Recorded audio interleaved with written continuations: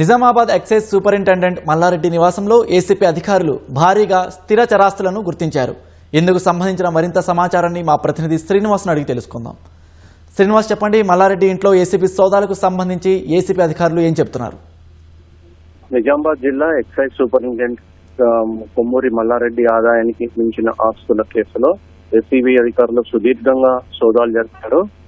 ప్రధానంగా సికింద్రాబాద్ మత్స్యబలారంలోని ఆయన నివాసంతో పాటు మరో 10 చోట్ల ఆయన బంధువులు, బినామీలు, అదేవిధంగా అనుచరులకు సంబంధించిన ఇళ్లలో ఏసీబీ సోదాలు కొనసాగించింది. దాదాపు సుదీర్ఘంగా 9 గంటల పాటు సోదాలు కొనసాగాయి. ఈ సోదాల్లో మల్లారెడ్డికి 4 నివాస గృహాలు, ఒక కమర్షియల్ భవనంతో పాటుగా 8 ఖాళీ స్థలాలు, అదేవిధంగా 10.23 ఎకరాల వ్యవసాయ భూమి, ఆయన నివాసంలో 3.30 నగదు, 50 లక్షల బ్యాంకు ఖాతాల్లో 50 లక్షలు ఉన్నట్లు ఏసీబీ గుర్తించింది. కుటుంబ సభ్యుల పేర్ల మీద 3 బ్యాంకు లాకర్లు ఉన్నట్లు కూడా ఏసీబీ గుర్తించింది.